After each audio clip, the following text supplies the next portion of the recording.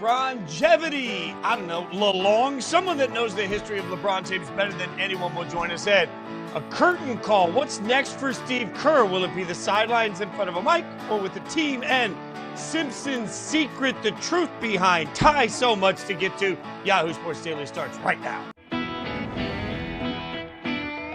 She is Caroline Fenton. I'm Jason Fitz. For the next 2 hours, we got you covered for everything you need to know. Yahoo Sports Daily got a lot we're going to get into. Superstar guests, NFL talk galore. But we start with the madness known as the NBA playoffs last night because suddenly we had panic in Boston.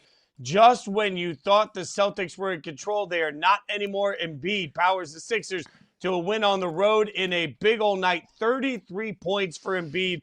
Absolutely dominant, unstoppable, 113-97 steamrolling of the Celtics. So, are we looking at the upset of the millennium, of the century, of the lifetime? Are we about to have it? Is Philly going to do the impossible? No. No. It sounds very fun, and it sounds like good theater to say everyone in Boston is bracing themselves for the worst possible scenario. No, I'm not there yet. Boston is still leading the series 3-2. Now, what Philly did last night was make this series significantly more interesting. It's going to be more fun to have a game 5 than to just end this series, game 6 than to just end this series in 5. So yes, it's more fun. It's more interesting. More playoff games is always going to be a good thing. And even though Philadelphia wasn't necessarily a world beater this year, I'll always take more games between these two teams that absolutely positively hate each other and always have since the beginning of time. And yes, what Joel Embiid did was wildly impressive. I don't know if this makes it even more impressive that he was able to put up 33 points and didn't shoot a single three. He was 0 for 5 from beyond the arc. Bad stat from 3, but still wildly impressive that he was able to get to 33 points even without any three-pointers. So wildly impressive to see from Joel Embiid. I think refreshing to see Joel Embiid be the spark plug for the Sixers team. What he was for so long, but what he hasn't been in recent history. So yes, the Sixers definitely showed the warts of this Boston team. The Celtics were only 11 of 39 from 3. The Celtics will live and die from the three-pointer. So when they're shooting 28% from beyond the arc, that's not good enough. I don't care if you're playing the Sixers, who was in the play-in game, or I don't care if you're playing the Oklahoma City Thunder. You're not going to be able to win basketball games in the postseason when your mark is that bad and when you live and die by the three-pointer. But overall, Fitz, I'm not overly concerned for the Boston Celtics. Sure, you're more uncomfortable if you're a Celtics fan waking up this morning. And sure, you would have liked if the Celtics just got this thing done in 5. But I don't see the Sixers doing what they did last night 2 more times. I think the Celtics are able to take care of this series in 6. Yeah, that's the whole thing. Look, the Celtics had a comfortable lead at the half. The Celtics were still ahead going into the fourth quarter. I like to do this a lot. We talk sometimes about panic on these series. I look at it on a quarter-by-quarter basis. So 3 of the 4 quarters yesterday, the Celtics were fine. They'd like to have that second half back, and Embiid really took over. But the real question here, if you think that the 76ers are going to win, is do you believe that the Celtics are going to lose in a way where they miss 14 straight shots in the fourth quarter? Do you believe that 11 points in the fourth quarter is where the Celtics actually are as a team? I do not. So, yes, I think that this is a huge win. This is one of those moments that's frustrating for 76ers fans. It's got to be just frustrating to be a Philadelphia 76ers fan because when you see the best of what this team looks like, you have that moment and say, well, this team can beat anybody in the East. The question is, do we believe that what we saw, particularly in the fourth quarter and the latter half of the third quarter, is the thing that's going to propel forward for the next 2 games? I don't. If we're looking at the series as a whole, what we have to ask ourselves is, do we think that a quarter and a half outweighs everything we've seen up to this point? The glory for Boston is that you had a 3-1 lead. So, yeah, you would have liked to close this thing out at home, but you didn't close this thing out at home. Now you recalibrate and you figure it out. Yeah, I think that it makes the conversation about Embiid even more complicated, though, because, Caroline, we've spent most of this year watching Philly. And when we have these moments, we say, oh my God, what's the ceiling for them? Oh my God. Well, I think the problem is we just don't know if this is the version of Embiid we're going to get throughout the course. Will he be healthy? Like every conversation we have about Embiid has the if he's healthy asterisk to it. So last night was a really great moment. It was a great half, and it was a good reminder of how good Philly can be. But I have a hard time just anointing Philadelphia as something more than that until we see it consistently. That being said, I mean, early in the playoffs, we asked what one player could change his legacy the most. Now that we've seen this from Embiid, do we regret not making Embiid the name that we both called out in that situation? I don't, because I think what will change we're talking about a legacy here. I think there's two different things that we need to have a conversation about. There's legacy and there's perception. Legacy is how we will remember this player forever and ever and ever and always. Perception is how we view this player right now. I mean, anything short of a championship, or at least getting to a finals, I don't think is going to wildly and drastically change Joel Embiid's legacy. And I don't see this Sixers team even getting past the Celtics, much less getting to the NBA Finals and winning a championship. So I don't think that's in the cards for Joel Embiid. Now, what I think last night's game, dropping 33 points, did for Joel Embiid for us right now is change our perception of him. Because the perception has been, and the conversation has been, are the Sixers better off without Joel Embiid? Is he washed? He can't stay healthy, so on and so forth. And look, the health concern still exists. Like one massive night, one great night, albeit one great night less than a month removed from an appendectomy, wildly impressive.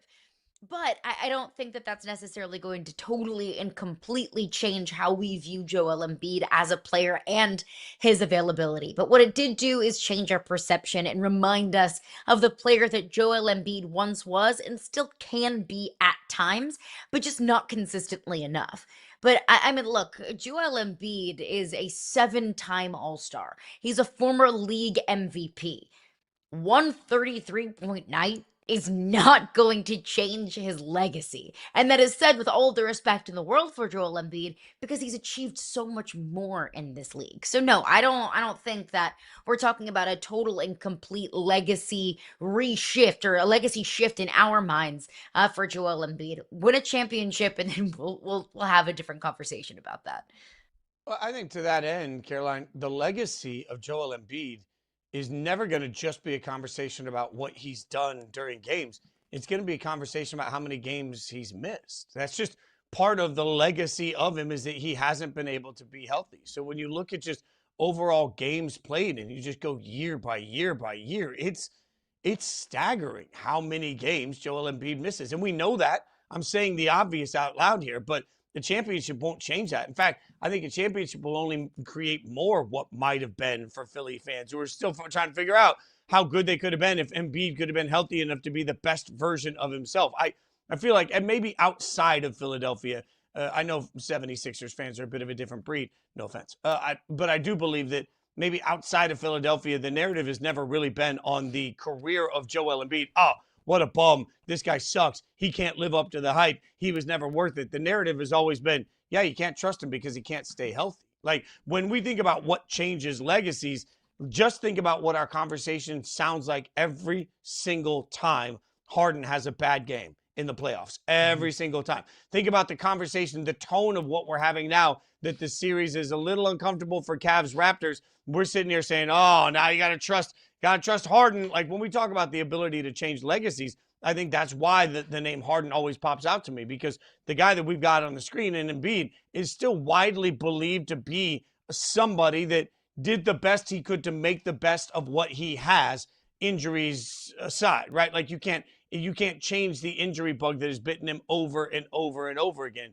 We don't necessarily put the same fault on somebody for the injury bug. But when you talk legacies, that immediately makes me think, like, look, the fault for James Harden's failures to match his full potential are squarely at the feet of James Harden. Like, he's the one that has been invisible in big games. If Harden goes out tonight and just lays an egg in game 5 for the Cavs Raptors, our conversation is going to sound some kind of way about Harden being Harden yet again. So I don't, for Embiid, the yet again is he's hurt, unfortunately, yet again. For Harden, the yet again is he forgets how to basketball in a moment of pressure. That's why I still think Harden has more pressure, or more opportunity to change legacy, I should say.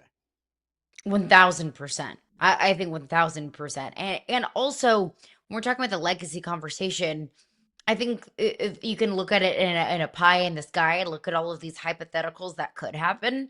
But I think you also have to be realistic. And realistically, I just don't see this Sixers team getting to a place for Joel Embiid to drastically change that legacy. Because let's just live in a world where the Sixers, do take down Boston. I mean, that would be, crazy, shocking. The entire city of Boston is melting down. Everyone's freaking out. Everyone's talking about who's going to get fired and who's going to, get traded. Obviously, those are all overreactions, but when you lose this series, I think overreactions are warranted.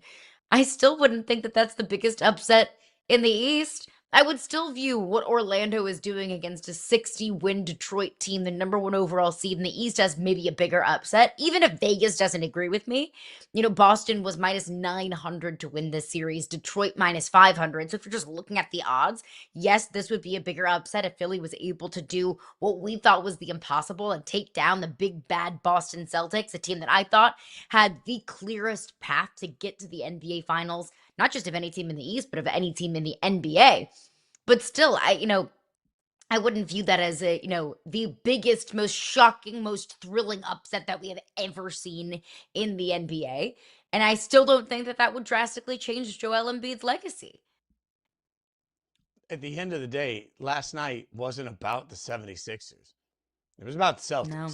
I mean, if you think about it, so last night, Embiid scores 33 points. They get a dominant win. All right. Well, on Sunday, Embiid scored 26 points and they got their asses kicked. Right. So at some point you look at this and say, okay, what are we really talking about here? We're talking about the fact that the Celtics went cold. What we're really talking about is in the fourth quarter, like the dominance of Joel Embiid is fine. It's going to create points. That's fine. Boston is not defined by whether or not Embiid goes off for 30 or 40 points. Congratulations. Do it. Go ahead. Boston is going to be defined by whether or not they're capable of hitting their shots. And as we both mentioned last night, they went cold at the wrong time. I don't think that's going to be the story of who Boston is the rest of the playoffs, but that has to be part of the story of how Boston is wired. Like their makeup has been for how long? I mean, it wasn't that long ago we were sitting there saying, oh, Missoula's going to have to figure out some plan B. You can't just go in and do what they're doing. And that's exactly what they did, and it worked, right? Like their plan is their plan. They're going to shoot just a load of threes, and they're going to be okay with that. And some nights they're going to have a night like they had last night, and the sky's not going to be falling. We're not going to see Boston turn around and run around, like I always say, like Kermit the Frog, with their arms flailing in the air. Boston's going to be just fine. They got the looks they wanted. They couldn't get the looks to sink. But we'd have to presume that Boston goes cold for 2 more games to get there. I think this is just a statement of what basketball in the East is, Caroline. Like, these are inconsistent teams for a reason. There's a reason none of us believe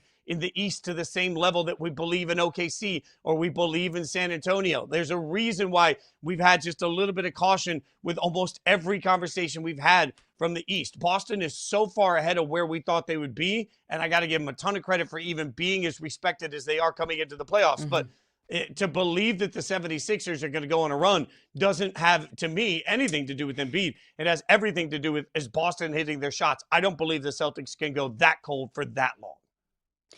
I also don't believe in the longevity that is required in the postseason if you don't rely on your bench. I mean, the Sixers are overly reliant on their starting 5, which is a cautionary tale, I think, for anyone, but especially in a guy like Joel Embiid, who can be incredibly inconsistent of is he on the field, is he off the field? I mean, we are outside of Quentin Grimes, who put up 18 points, played for 24 minutes. He's going to be their dedicated sixth man. You had 7 total minutes from the rest of your bench. That's just not a sustainable brand of basketball when you're playing, every other night, every 2 nights, whenever you're going throughout the grind of the NBA postseason, versus when you look at Boston, even in a night in which they lost last night, you're getting consistent production off your bench. And it's not just reigning sixth man of the year, Peyton Pritchard, that you're getting production from. You're getting production up and down the entirety of your bench. You're getting minutes from your bench. That feels like a much more sustainable brand of basketball, even if I am concerned or maybe nervous about maybe Boston's over-reliance on the three-point shot. I will take Boston's over-reliance on the three-point shot far more than I will on the 76ers' over-reliance on their starting 5. Just when you thought we couldn't get more manic than we got from Boston last night, The Knicks would like to have a word. We'll break it down next. Coming up next, the Knicks go out. Now all of a sudden the narrative has changed. And Wemby gets his first playoff series win. We'll tell you about it next.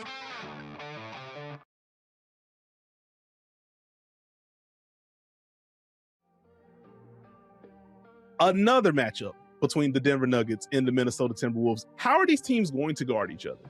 If you're Denver, you're going to have to find a comfort throwing different coverages at Minnesota and Anthony Edwards. It can't just be one thing. The same goes for Nikola Jokic, where honestly, whatever you do, I'm eventually going to get to a point where you do not feel comfortable with how you are guarding me, no matter who's on me.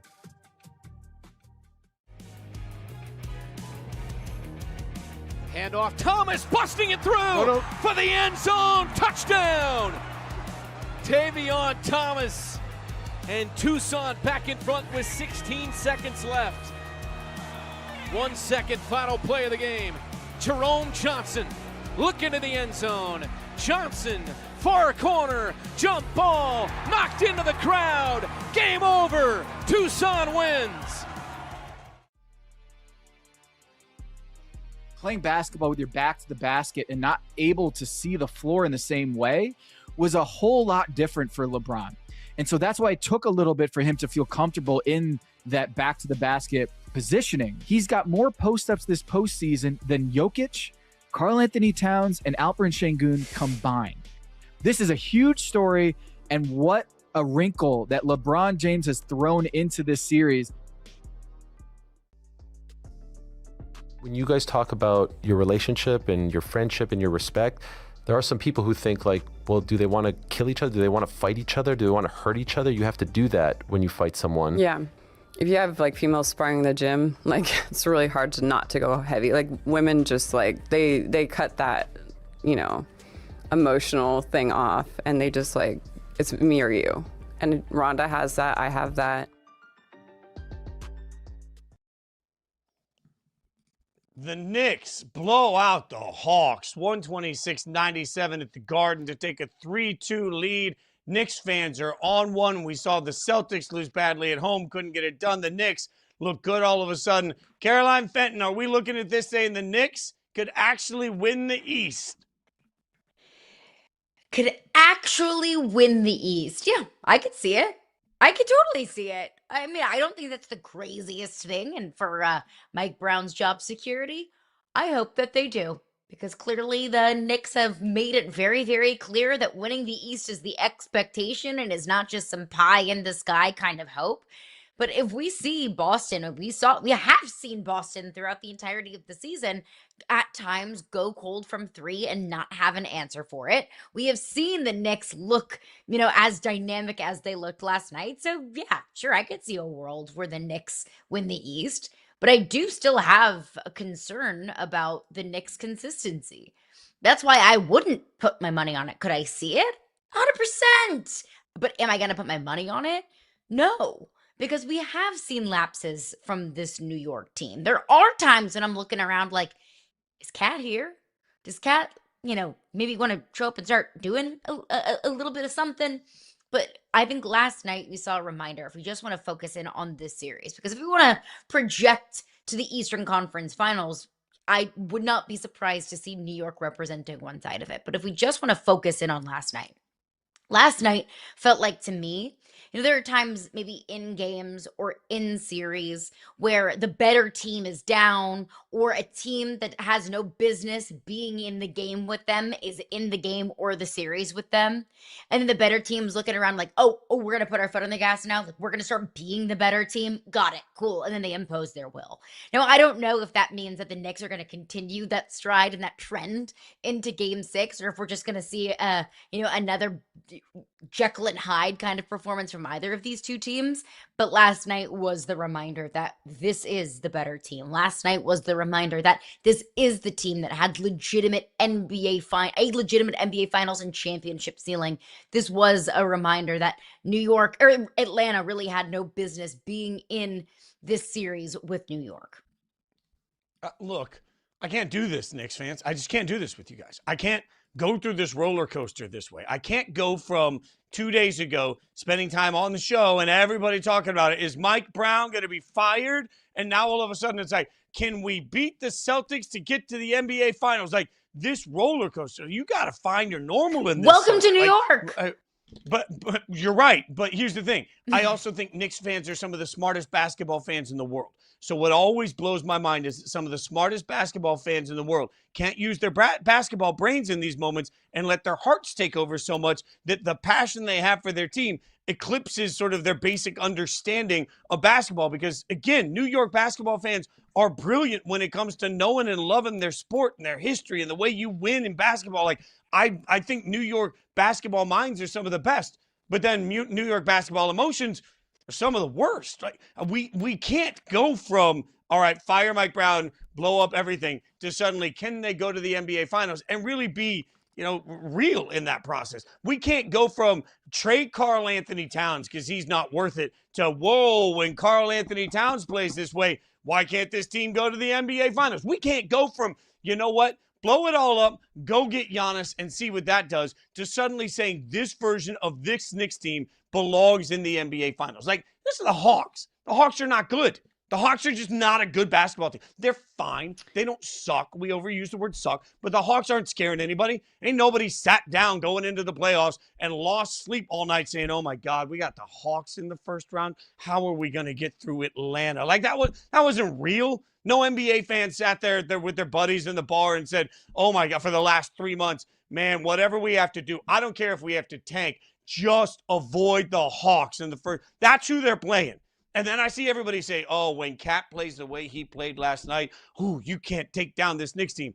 Cool. If Cat plays the way he played last night all year, we wouldn't have been talking about Cat. Like, we spent so much of the season. Why is it taking so long for him to find his role? Now, Alan Hahn came on the show and told us it's the happiest he's seen him coming into the playoffs. That was eye-opening for us. He said that he thinks that he's really found his rhythm. That was eye-opening for us. Maybe the Knicks are going to turn out to be great, Caroline. I just think that given the amount of time that we've spent running around like it's a 5-alarm fire on these shows, talking about the problems with the Knicks, maybe we should let them actually win this series before we anoint them as anything other than the up and down version of this basketball team that they've been all year. But that's exactly what they are. And I think Knick fan reactions, and we are all guilty of this, fans and people who do what we do, we are all guilty of massively overreacting to one game. We just spent last segment talking about, can Philadelphia, or is Philadelphia going to pull off the upset of the century, of the millennial? And it's like, whoa, let's calm it down. Like, we had one night where Philadelphia and Joel Embiid, everything was clicking on all cylinders, and where Boston couldn't hit, this broadside of a barn. But I think we all understand who both of these teams are. We overreact to individual games. Fans are no different. But I think that fan reactions, Knick fan reactions, the absolute utter meltdown to a second half meltdown that we saw in game 2 in this team, and saying, look, fire Mike Brown, move on from Cat, make the trade for Giannis, blow everything up. And then also the reaction that we're seeing from last night, this team can win a championship when Brunson and Cat are hitting on all cylinders. Who's beating this team? I think that those two reactions and those ends of the spectrum are indicative of just exactly what this team is. The truth is somewhere in the middle, or maybe the truth is both, because that's the variance that we've seen from this Knicks team. Because when they are hitting on all cylinders, Cat and Jalen Brunson, I think, are the most terrifying duo in the NBA, or at least one of the most terrifying duos in the NBA, going back to last season and last postseason. But then you see the Knicks pooping their pants at times, and you're looking around and thinking, what just happened? I mean, look at game 2 and game 3. I mean, the Knicks had opportunities to win those games, and they just didn't. They just tinkled in their pants, and they flushed it all away. So I totally 100% hear you on the overreactions one way or another. Like, you can't fire your coach one day and then talk about how you're going to win a championship the next. But I think both are true, because that is just how hot and cold and high and low this New York Knicks team has been. The more you talk about it, the more I've decided that the New York Knicks are the basketball equivalent of cocaine. Like, when it's up, everybody's like, ah! And then when it's down, everybody's just apoplectic, losing their mind. Like the Knicks fans, like, you don't need drugs. You have the Knicks. The Knicks are your drug. And I get it. Let's get to something positive, though. The Spurs absolutely rolling. They get to round 2. They await the winner of Denver, Minnesota, which is spicy. San Antonio, this is the first ever playoff series win for Victor Wembanyama. One of many. We know that. They beat the Blazers in 5. How are we feeling about them? Are we willing to say that San Antonio, who now just gets to sit back and watch basketball like the rest of us until we get to the next round, is the actual scariest team left in the West? No. Oklahoma City is the scariest team left in the West. Oklahoma City is the scariest team left in the NBA. Oklahoma City is the best basketball team on the planet. They are the standard. They are the team to beat, even with a banged up J-Dub. I mean, the Oklahoma City Thunder have still been the best team in the NBA, even when they've been without SGA or Chet or J-Dub for a majority of this past season. So that makes them even scarier. The fact that they haven't been 100% healthy really all season long, and they still are the standard in the NBA. That's terrifying. So Oklahoma City is still the scariest team in the NBA. Victor Wembanyama is the scariest player in the NBA.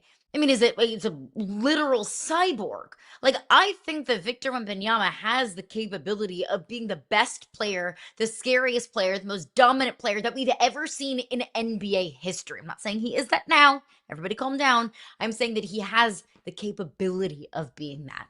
So I don't know how you stop that, man. I don't know how you stop 7'5", 7'6" of just pure ballet on the basketball court and terrifying defense. Best defensive player in the NBA, bar none. So he's the scariest player. But I think the Spurs team is just too young and too inexperienced to be the scariest team. Nobody is eclipsing Oklahoma City for that moniker, in my opinion, anytime soon. Yeah, look, I'm with you on this. And I think sometimes we just normalize how scared we are, or how scared we are of OKC because of how good they are. We get used to it, and then we sort of roll our eyes to it and stop realizing how incredible that is. So Jalen Williams, as you mentioned, is injured, and that's what sort of pops open the door. But Jalen Williams only played 33 games this year. So what are we talking about? Like, they're used to playing without Jalen Williams. They're better with Jalen Williams, but as you and I have talked about a lot, this OKC team is that good because they've been able to survive without all of their players being healthy on the court. San Antonio, Wemby's the scariest player left in this thing. He's Wemby, right? Like, we're going to see all the highlight blocks over and over and over again, and I don't even know how to describe them sometimes. It's miraculous watching him play, right? Just watching the way he gets above the rim, it just hits different. Everything about Wemby, I think, is the scariest player left in the entire tournament. But when we start talking about the overall team, San Antonio still has a lot to prove.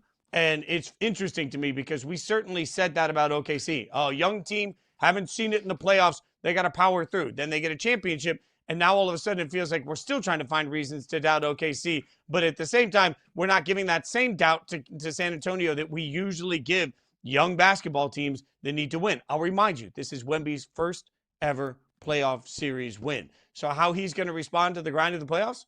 Who knows? How's he going to respond to an actual playoff opponent? Because again, I want to remind everybody, Portland, not a great basketball team. Portland got swept for a reason. Let's see what it looks like against a Denver, Minnesota type team. Let's see what it looks like. If you tell me that we're getting Spurs versus Denver, I don't think we're going to have a sudden cakewalk there. So certainly the Spurs advanced to the Western Conference semifinal for the first time in 2017.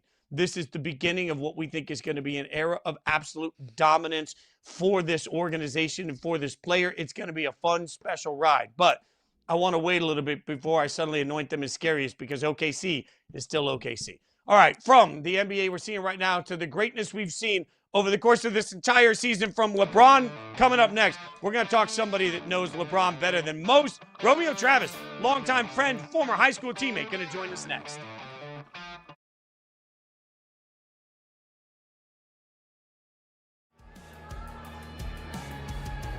Kick is on the way. And Dante Wright will bring it out of the end zone.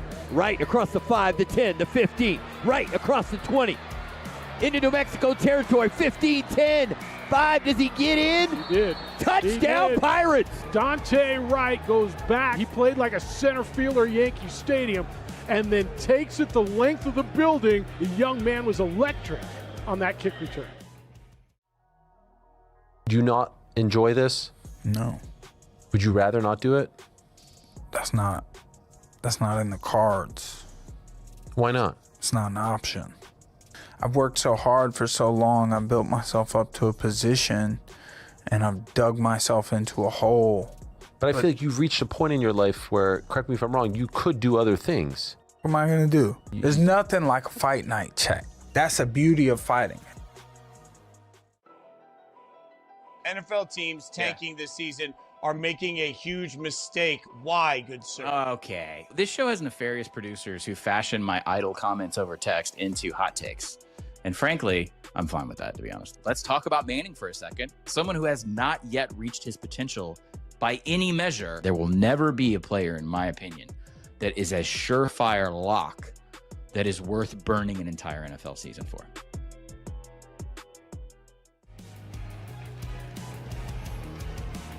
Edwards has got it. Throw, tip, intercepted. Destin Mack, the INT. And he makes the biggest play of the game defensively for Orlando. Great coverage on the back end by the Orlando Pirates. 4th down and 4. Destin Mack in coverage. Big time hit by Kyrie Coleman leads to the interception. The year is 2000, and you see a list of names there that win the state title, all right? And then all of a sudden you see greatness. LeBron averaged 21 points per game as a freshman in 2000. But the second best player on that team was Romeo Travis 26 years ago. 26 years ago, he joins us now. All right, I say that number out loud. It feels like, look, I'm an unk. I'm an old guy, so I got nothing but love for all of this, right? But I look at this Romeo, and that was that long ago. When you think about that for LeBron, somebody you're still close to, and you still see him play the way he plays, what stands out to you? Just the consistency and the work ethic, man. We'll go on vacation and he'll wake everybody up and be like, hey, we're going to work out. And so, like, hey, man, I'm on vacation. Like, so it's always, his consistency is just undefeated, man. And that's what keeps him defeating Father Time. He is defeating Father Time to the point that it is still shocking to me that he's old enough to be playing with his son. And you tweeted the other day, you said sitting on the couch smiling, watching Braun on the court with Bronny. And you've known Bronny since he was a baby, since he was born. So how Yeah, I was cool there is when it he for was you? born. Oh my goodness. So how crazy is that to watch him now Yeah. playing in the NBA in a Laker uniform when you were there when he was born? It's amazing, man. It's just something I don't think we'll ever see again. With somebody is that good for that long, along with having a child at the age that he had and that he's still able to be around and play and still be at a high level. It just took a perfect, everything had to be moving in a perfect synchronization for it to happen. And it happened just how it should have. And just to watch two people enjoy that moment, you just can't help but just smile and be happy for them. I mean, you've been around father-son dynamics so much. We spend so much time talking about the basketball side of it. For you, watching them grow together in this process, what stands out to you about their relationship? How they can compartmentalize father, son, and teammate. Vet, youngin. Like, you have to be able to compartmentalize that and be able to say, like, hey, right now I'm not your dad. Like, I'm your teammate.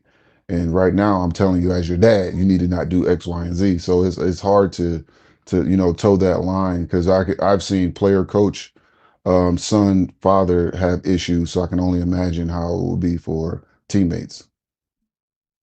And I'm sure such a special feeling, not just for those two, but for the entire family, friends like yourself. Now, look, the classic debate on shows like this among sports fans, you know it. It's the GOAT debate, Michael Jordan or LeBron. I feel like I know where you stand in that debate.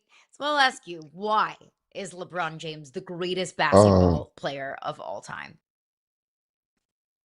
For me, he can do everything. There's nothing on the basketball court he can't do. He's not limited to one thing. And I always try to get people to say, if you traded them teams, would the outcome still be the same? Would LeBron be able to win with those Michael Jordan teams, and will Michael Jordan be able to win with the teams LeBron had? And I don't think Michael Jordan could, do the things LeBron done because they're just different players. But ultimately, each one of them had their own era, their own time in the sun, and they dominated their time in the sun. And so I think that just having your moment in the sun is something special. And the division of it all is making it harder to enjoy basketball because, we got guys like me who are, 2010 is our era, and then we got guys who are the 90s are their era and so on and so forth. And it's creating a lot of division and it's creating a lot of like negative outlook because we hate watching basketball. We're looking for negative things to say because every game can be watched now, not like it was in the 90s where you just catching games on Sunday afternoons on NBC. Like every game you can watch a Tuesday night anywhere and you can just scrutinize and be negative. And so I think that is making it harder to be a GOAT in today's day, but ultimately everybody had their time in the sun and he's just the GOAT of his era. It's funny to me because I'm not going to ask you to speak for LeBron, but I will ask you to speak to kind of what life is like when you guys are sitting around as friends. How much does this legacy conversation, the GOAT conversation, championship conversations, how much does he even care? We don't talk about we try to not talk about things like that. We try to make it as normal as possible. We talk about things that married dads talk about, our kids, sports, just things like that. That's just we try to have those same similar conversations that a normal guys would have on just sitting around having a conversation with their friends. So we don't really try to talk to him about basketball and his career and things like that because really we just want him to feel normal as possible. Even if it's just for a couple of hours, we just want you to feel normal. That photo is so cool to see friendships that have lasted that long through so many different eras and so much time. I want to go back to that top photo. Take me back to that moment in high school. Was there a specific time or a specific memory that you have that stands out that you made you realize like, oh, this guy's different? I mean, we played Oak Hill our sophomore year, and they had 8 high major Division I guys on their team, and we lost by 1 point, but LeBron had 33. And so like that was the moment where I was like, wow, he's really good. And then we go through, we play AAU together, and no matter who we played, no matter where we played, he always was the best player. And it never really dawns on you because you just kind of expect him to play well all the time. And you can look up like, man, he was kind of having an off night. Now he'll have like 22 or something but that's an off night for him in those days. So you just you get used to it. The greatness kind of just becomes something you normalize.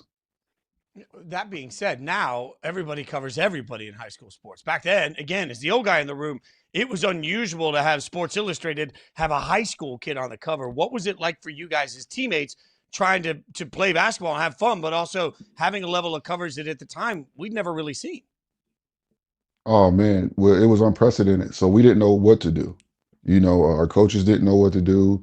The school staff didn't know what to do. All we knew was, all I knew was, you don't want to get embarrassed. We're going to play against #1 guys in the country. So you got to go out there and play hard. And so what you just try to do is do your job, do your part.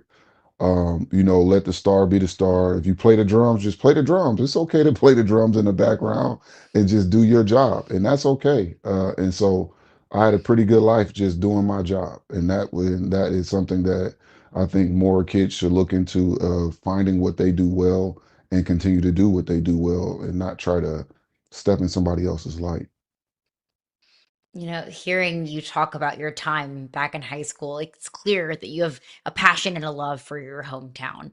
LeBron does too. When we saw the tribute in Cleveland and he was getting a little teary eyed, we know how much Cleveland and Akron means to LeBron. Do you think there's a chance that he could go back and play for Cleveland to close out his career? I hope so. So for me, I hope so selfishly.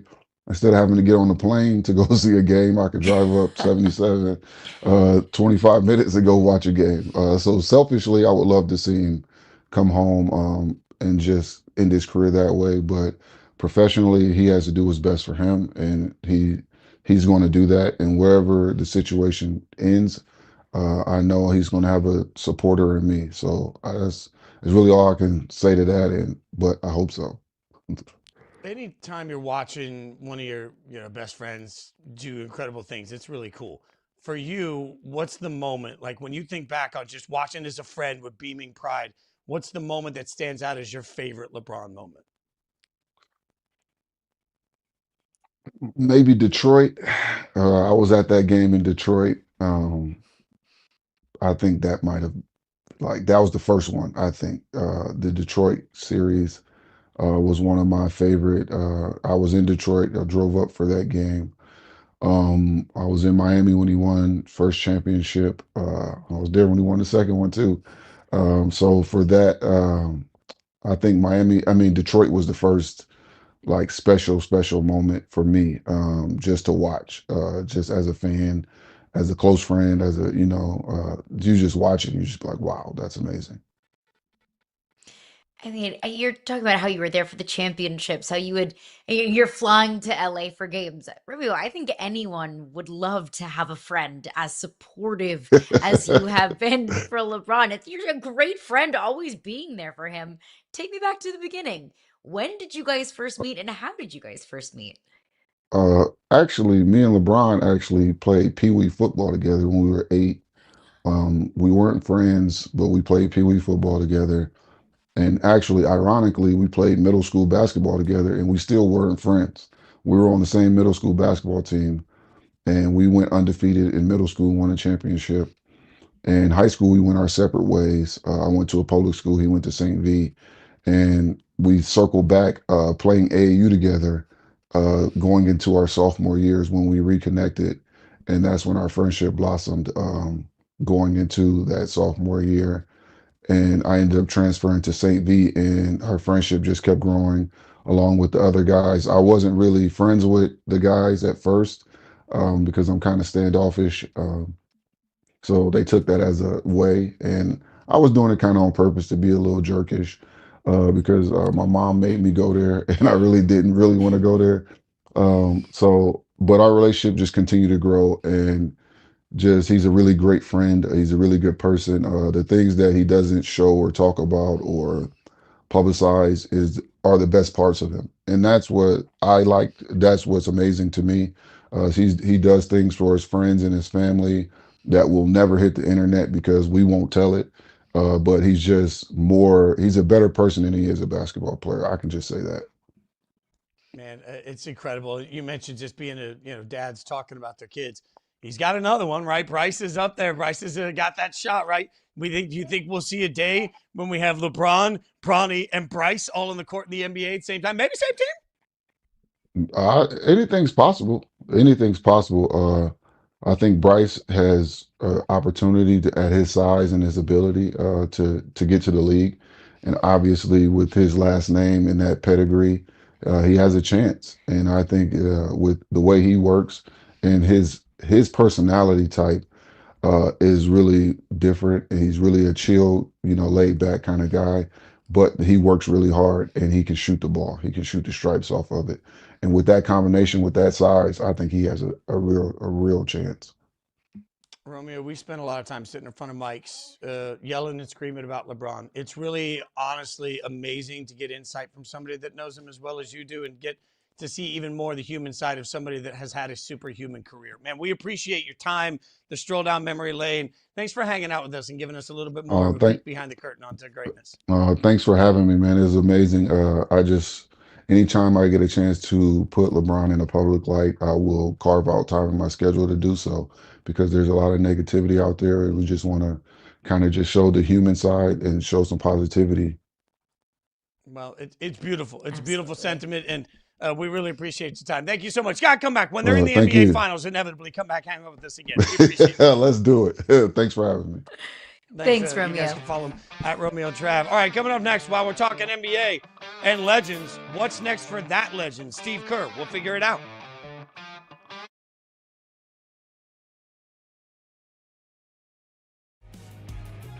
Does Orlando win it in overtime, or does this instant classic continue?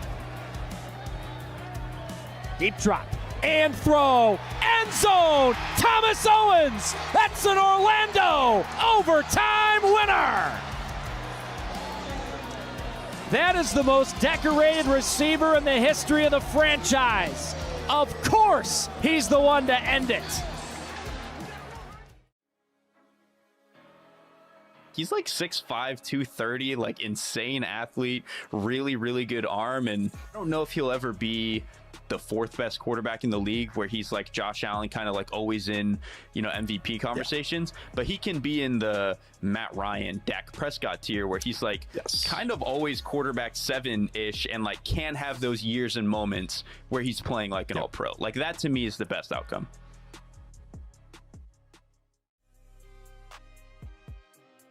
What put you over the top to like, I want to go to Indiana? I was really close to going to a couple other schools. However, the point that really cemented me into Indiana is Coach Signetti really focusing on development. His big selling point was, hey, I don't know, like other schools are trying to sell you on if we're going to win a national championship, if we're going to win all these games. I just know one thing I can do is develop quarterbacks. It's all about alignment and assignment, whether you're playing junior high football or IFL football. Myler fakes the give, goes the other way with it. He launches himself into the end zone, and he's going to get the touchdown. That's just a dynamic effort. That is a will to want to get it in the end zone there, because he knew that he was running out of space. Yes. And so he thought, well, there's only one way you can go here, and that's up and over. I think Steve Kerr has sent the message out that he would be very interested in returning to coach the Warriors. But what I think people have misunderstood about this is not a straight emotional decision. Like, do I have it within me to coach the Warriors or not? There's not a contract sitting on the table. That was yesterday on this show as we were talking to ESPN's Brian Windhorst about the future of Steve Kerr. And we see here that there's the belief around the Warriors that Kerr is not going to return as the head coach. But I think what really hit me about that, Caroline, after we talked to him, is Wendy saying flat out that, this isn't just a Steve Kerr conversation. It's just also a Warriors conversation. There's not a contract in front of him. I found that to be shocking. I think that's wildly important context. I think that is point 1A of the Steve Kerr Golden State Warriors conversation, because I had the thought of maybe Steve Kerr just wants to be done. Maybe Steve Kerr kind of wants to test the waters of free agency. Maybe Steve Kerr looks at this Golden State Warriors roster with an average age of about 74, and he's thinking, I don't really want to stick around for a rebuild. Maybe there's another team out there that's right on the precipice of winning that I'd rather go to. Like, I did wonder some of these things, like, is this a Steve Kerr decision? So that's wildly important context, that it sounds like it is a Golden State Warriors decision, that there is no contract on the table, that he's just kind of floating through a big land of question marks of what his future might look like. Now, I did see Brett Siegel of Clutch Points. He did report and he said, quote, "There's not one person within the organization who wants Kerr to walk away," just according to Golden State Warriors sources. Well, if that's the truth, and if that's the case, why is there not a contract on the table? I mean, from what Wendy said there, it sounds like it's not, there's been some contracts that have been drafted, they're having conversations, they're going back and forth about, the term and the money that sounds right. No, it doesn't sound like any of that is happening. It just doesn't sound like the Golden State Warriors have even started that conversation. So why? Why is that the case? Why would the Golden State Warriors not have a contract extension on the table? Well, I think one thing might be money. I mean, Steve Kerr is paid a king's ransom, rightfully so. He's earned it. He deserved it. With the, building a dynasty in Golden State, maybe the Golden State Warriors just don't want to pay him that much money anymore. So that's one thing, is the money, the dollars and cents of it all. Two, maybe the Golden State Warriors are seeing what we're seeing. Maybe the organization is seeing that they're trying to squeeze every single drop of juice of a lemon that's maybe just getting a little bit dry. The team is getting older. Steve Kerr even acknowledged it. This team is not constructed to beat the OKCs, the San Antonios, and the Denvers of the West. So if you're not constructed to do that, and you haven't made big swings to go out and, build a team that is built to contend, then what are you doing? Like, maybe Golden State wants to start fresh, which I personally wouldn't agree with. I have a lot of respect for Steve Kerr. If I'm going through a rebuild, I would want Steve Kerr to captain that rebuild. But that's how I feel. Maybe that's not how the Warriors as an organization feels. Well, it's interesting because the quote you just gave us from sources was that no one in the building wants him to walk away.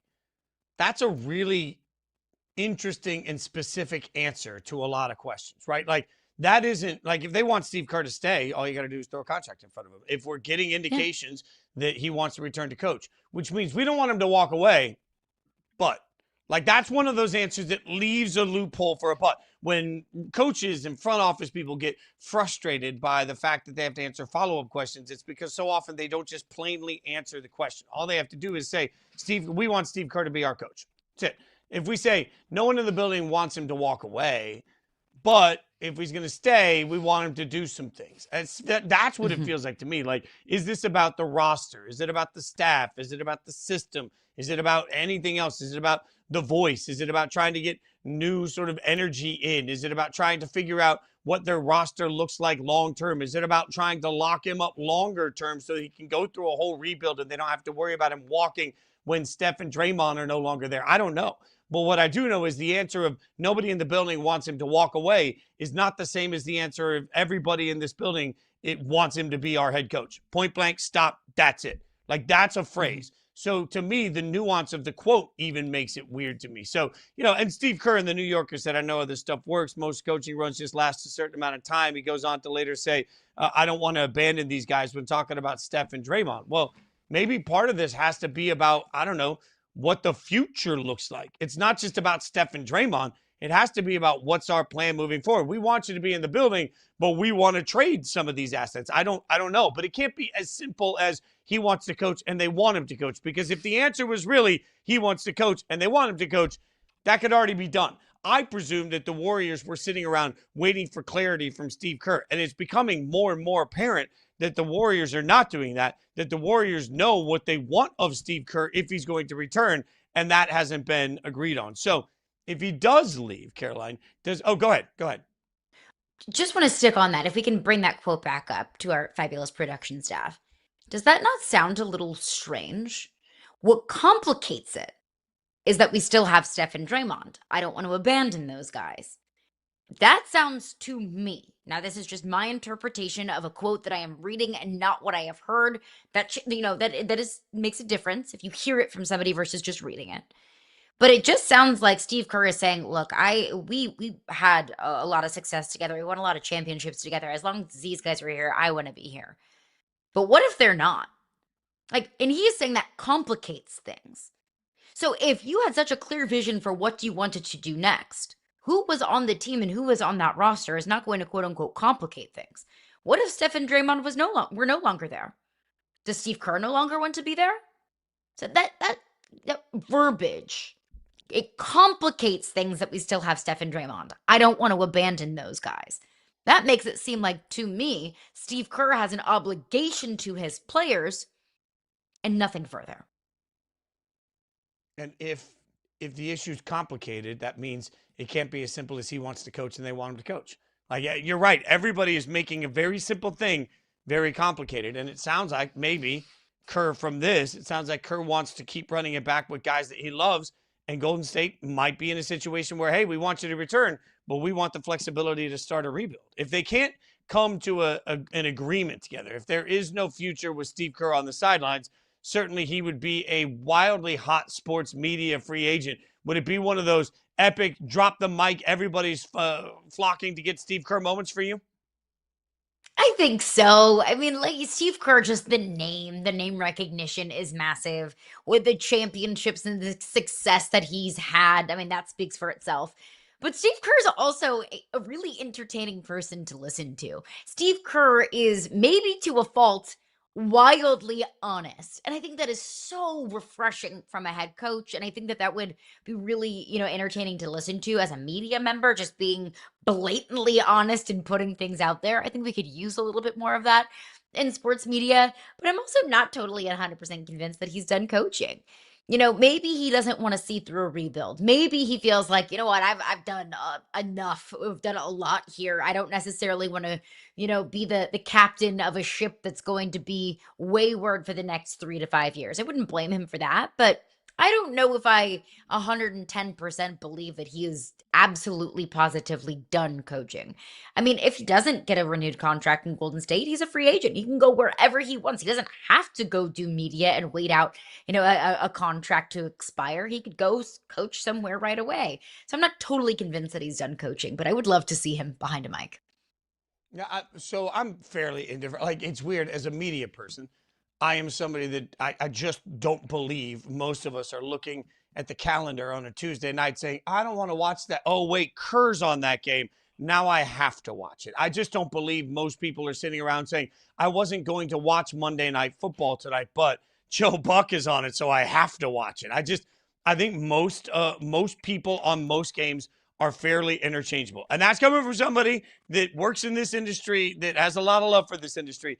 I just don't believe, frankly, that Kerr joining a crew is suddenly a reason that people will flock to watch a game they wouldn't watch otherwise. So if he goes to media, great, because it'll make the broadcast you happen to tune into more enjoyable. But I'm not sure that I personally believe that there's a huge wins above replacement for most broadcasters when it comes to it's a random Thursday night game. Am I going to stop everything I'm doing because I happen to have Steve Kerr on it? Also, I have to wonder, because the league is always involved in these things, and maybe the league doesn't care. Broadcast partners are always involved in these things. But you mentioned Steve Kerr certainly is not one to hold his tongue at all and can be in some ways divisive to some people. I'm not particularly political, so I don't care if he uses his platform constantly to talk about his beliefs in different situations. I think that's great. Good. Do what you want to do. I'm not sure that every platform feels the same way, because certainly you take the chance that you eliminate portions of your audience that may not like the fact that their beliefs don't align with Steve Kerr. So whether you are watching this and you are particularly one way leaning or the other, I would say the same thing to you. If you use your microphone to espouse your political beliefs, you take the chance that you're going to alienate the other half of the audience. So I do think, at least in some ways, the broadcast, because now it's a much different version of Steve Kerr than it was 15 years ago. Now Steve Kerr is not going to be one to hold his tongue on a broadcast if it happens to be the day of some sort of a tragedy, or if it happens to be a day where he feels empowered to say something or feels like it's on his heart. So again, however you feel about that one way or the other, I'm not here to tell you how to feel. I just think that broadcast partners and the NBA have to, at least, Caroline, keep some consideration of the fact that in front of an open mic, now you're going to make news, because he will say whatever is on his mind whenever he feels like it. No matter what you believe, no matter who you vote for, to your point, you are going to feel some type of way, and you're going to alienate an audience. And that's exactly what networks do not want to do with sports. Because I don't think any sports network wants to wildly show their hand politically one way or the other. I mean, this is total and complete speculation on my part. But if there is not a future for Steve Kerr in Golden State, and if there is not a future for Steve Kerr on a broadcast, is there a political future for Steve Kerr? Whether it's as a political activist, whether it's as a public, as somebody running for public office, is he going to be running for, for mayor of San Francisco one day? Who knows? I could see it. I mean, and if that's what fuels his soul, if that's what he wants to do, hey, good on you. One thing that Yahoo has taken pride in, and this show has taken pride, like I've always said, that the best days for me are when I get on social media afterwards and all of a sudden you hear somebody tell me that I'm wildly conservative or wildly liberal. It means I did my job. When people can't figure out where I align on any of this, that's how I prefer to be. So, for me and for Yahoo, we don't want to mix politics into sports. For Steve Kerr, he wants to, and that's fine. His broadcast partners have to be wildly aware of that. I've worked with people in my past at ESPN that were very passionate about political beliefs and were never going to hold their tongue about it. It was something that ESPN had to be comfortable with, because the people on camera would not back down from those beliefs. It's, again, I'm not here to judge it one way or the other. It just is something that media partners will have to consider. Steve Kerr can do whatever he wants next, which includes nothing. Like, Steve Kerr could just sit back and wait for whatever he thinks the dream opportunity is. So certainly, whether that's coaching, whether it's coaching the Warriors, whether it's coaching somebody else, whether it's being part of a rebuild, whether it's taking his whole staff and just finding another group of veterans, whether it's working with one particular player he loves in the NBA, or whether it's staying around the game by hopping on a flight and sitting in front of a microphone on the sidelines over and over and over again. Either way, I feel like there is absolutely there's no loss for Kirk. Go ahead. Sorry, Caroline. Do you have something? No, all good. I just, thinking about what Steve Kerr's future is, he's made enough money in his day. He's passionate about enough things that anything that Steve Kerr decides to do, what's next for him, totally and completely his choice. If he just decides to retire, kick his feet up and live in Bermuda for the rest of his days, great. Enjoy it. You deserve it. But where does Golden State go from here? You had a dynasty. You were at the top of not just the basketball world, but the sports world. I mean, you transformed and changed the league and the game of basketball. Where do you go from there? Where do you go as a roster? Where does Steph Curry decide to go next? Who do you hire next? Because being the guy after the guy, I think, is one of the scarier positions to take over in sports, period. Like, just ask Kalen DeBoer how that's going at Alabama. I mean, everybody criticizes what he wears because he's not Nick Saban. So I think that the Golden State Warriors are now finding themselves in a very uncomfortable position. If you run things back, that feels uninspiring. If you move on from everything, then you could be going into the next 5 to 10 years of total and complete irrelevancy. That's scary too. How does Golden State avoid becoming this generation's Chicago Bulls? We'll have to figure that out. All right, coming up next, we'll get back to the NFL. It is never an off season, especially if you're tracking Aaron Rodgers, which we're all forced to do every day. Dan Hanzus is going to join us next. We'll get his thoughts on the entire league.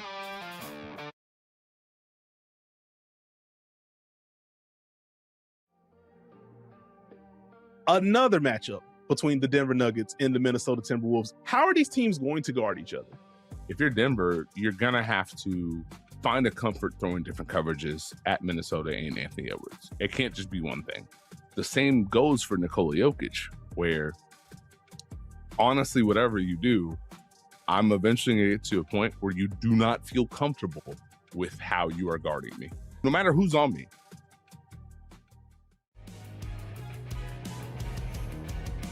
Handoff, Thomas busting it through for the end zone. Touchdown! Tavion Thomas and Tucson back in front with 16 seconds left. 1 second, final play of the game. Jerome Johnson look into the end zone. Johnson, far corner, jump ball, knocked into the crowd. Game over. Tucson wins. Playing basketball with your back to the basket and not able to see the floor in the same way was a whole lot different for LeBron. And so that's why it took a little bit for him to feel comfortable in that back to the basket positioning. He's got more post-ups this postseason than Jokic, Karl-Anthony Towns, and Alperen Şengün combined.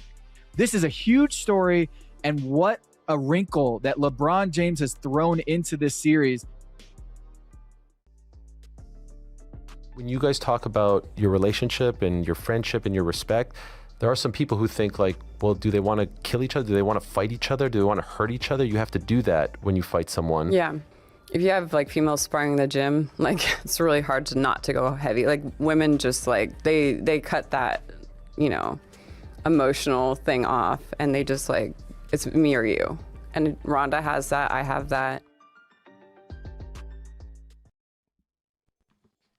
Sort of a rare moment in the NFL yesterday. Pittsburgh placed a right of refusal tender on Aaron Rodgers, which means that Rodgers can accept a 10% raise off last year's salary, $15 million, and the Steelers have the right to match any offer sheet he would sign with another team. So it locks in that he essentially has to be a Pittsburgh Steeler. For more on this and all things NFL, we welcome on the host of the Heed the Call podcast, Dan Hanzus. Dan, thanks so much for hanging out with us.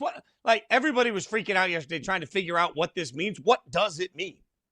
I think this has been a dance that is becoming less exciting year by year around Aaron Rodgers and the will he, won't he of the NFL.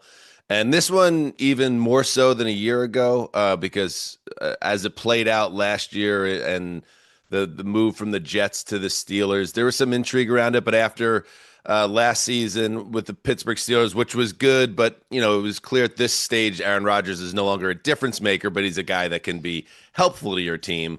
I say the Steelers, and I've been saying this on our show, Heed the Call.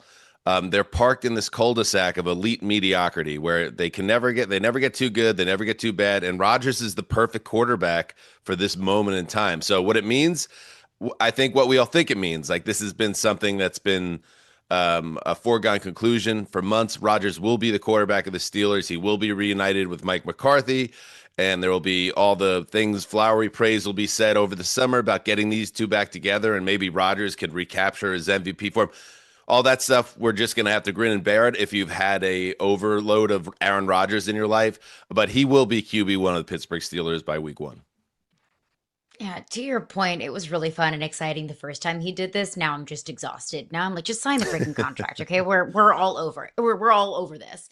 I have thought that I think the worst position to be in football is the mucky middle with no path to a future quarterback. Let's just say Aaron Rodgers has 1 year left in him, maybe 2 at absolute most. So let's live in the world where Aaron Rodgers is the starting quarterback at the Pittsburgh Steelers this season. What comes next for the Pittsburgh Steelers?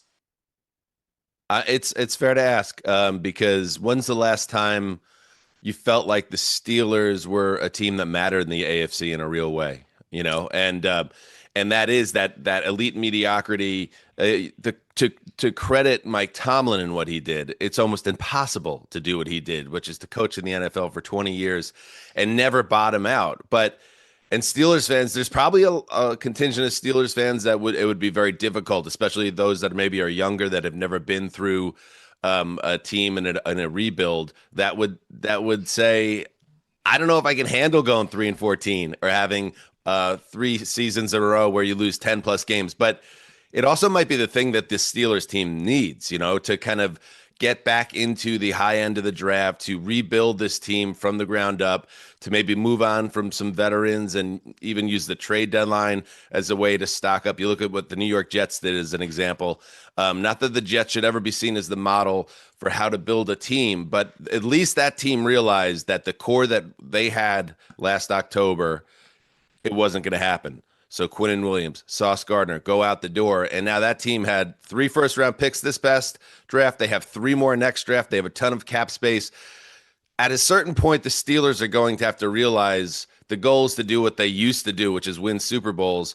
And guys like Aaron Rodgers and even some of the other older core guys on the roster might not be the answer, even if it's going to give you a competitive season year after year. They really got to tear this thing down to the studs eventually. They're just not there yet. And then even the decision, okay, you end the Mike Tomlin relationship, whoever ended it, but then you go get Mike McCarthy, he's kind of like the Aaron Rodgers of head coaches, right? Like, just like, I don't know, man. Like, at a certain point, you got to just wipe the slate clean and try something new. They're not there yet, though. All right, so let's look at some other free agency news right now across the NFL. Juwan Jennings currently on a visit in Minnesota. What do you think of that fit?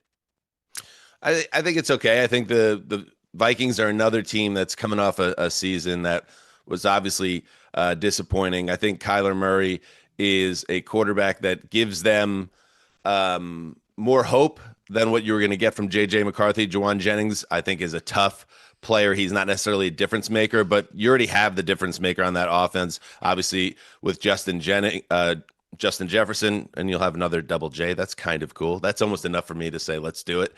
But that offense, all it needs is competency at quarterback. They're going to get it, and I think Jennings is a nice depth piece. At this point of the free agency game, yes, guys like Jennings or Stephon Diggs, name veteran X, yes, as long as the dollars make sense, there's always going to be room for a guy like a Jennings on the roster. And I thought he had a really nice year last year with San Francisco.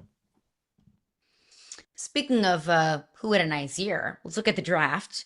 Who do you think had a draft that we'll look back on 10, 15, 20 years from now and say that was the turning point for this organization? That's a big one. I mean, as a turning point, yeah, you would go with the Raiders, right? Because they're the one. Okay, we got a Raiders fan here. Good. They had although I'll have my doubts about the structure, and I wonder if a Raiders fan agrees here, and how this thing all is going to work with Mark Davis at top, Tom Brady running the show, Spytek, the GM.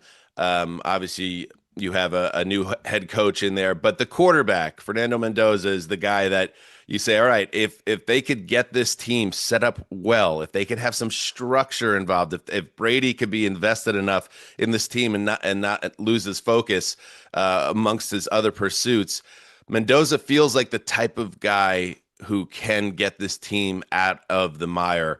I loved watching him play this past season. I think he's got the right makeup. The roster still has a ways to go, but I thought they had a nice draft. I think their free agency game plan made sense. And yeah, if you think about where the Raiders have been in this century, really, it's been nonstop dysfunction. And I'm sure you guys read the John Gruden piece that recently ran about how he put that organization underground to finally now have someone you could build around, a young, dynamic player who clearly gets it in the ways that you need from a franchise quarterback. Yeah, this could be finally the Raiders' way out at a time in the AFC West that's still obviously a loaded division with Super Bowl contenders, but who knows? Maybe the Chiefs have already played their best football in the Reid Mahomes era, so maybe things do shift. So yes, if I had to pick a team in a one quarterback draft, with all due respect to Ty Simpson, yes, Fernando Mendoza and the Raiders are my pick. Yeah, and look, you're not wrong. To me, I've said often, every organization needs a guiding light, a North Star. I'm not sure we know who that is for Vegas, so let's see how that plays out. Now, from the good to the bad, is there somebody that you came out of the draft, a team that you came out of the draft saying, yeah, they blew it? Yeah, the Jaguars are a team to keep an eye on. They're coming off a great season, and Liam Cohen, got that team going in the right direction with Trevor Lawrence last year. They took the big swing a year ago on Travis Hunter, James Gladstone, the young GM, and on our show we had a lot of fun with that Gladstone immediately after trading the world to get Travis Hunter and kind of position him as the Ohtani of the NFL. There's a self-satisfied aspect to his press conference that we got a kick out of on our show. And then you fast forward to this draft, which obviously they didn't have the first round pick. That was Cleveland's. But then 3 of their 4 picks are kind of off big board consensus entirely. They don't address running back after Travis Etienne left in free agency. And then here's the young boy GM again, James Gladstone. He gets up and he says, we nailed this draft to come out of a draft with 11 picks, and we only ended up with 10. But to nail 10 out of those 10, we're lucky and happy. And it's just like, all right, man. I mean, this is now 2 years in, and we're coming off a great season on the field. So you have that, but we're 2 in. We're taking huge swings here, and there's a little bit of a Parks and Rec reference here, if you know that show, Ben Wyatt, Icetown energy going on with Gladstone, where there is a big swing and this belief in self, and we're outliers, and that's all cool. But he's very outside the box right now. I'm interested to see how this draft class works, and of course how Travis Hunter in year 2 primarily as a cornerback looks. So a little hold on the Jaguars and a little bit eyebrow askew. We never have enough Parks and Rec mentions and call-outs on the show, so I appreciate you giving us a little bit of that this morning. Obviously, last year we saw the Patriots go from as close to worst to first as we have seen in some time in the NFL. It's what they did in the draft. They found their left tackle. It's what they did in free agency. It's bringing in Mike Vrabel, which maybe the tone on him has changed just a little bit as of late. But who do you think has had the offseason that could take their team from as close to worst to first as we saw the New England Patriots go last year? Oh, I don't know. If I can get there because what happened with the Patriots was almost like a perfect storm.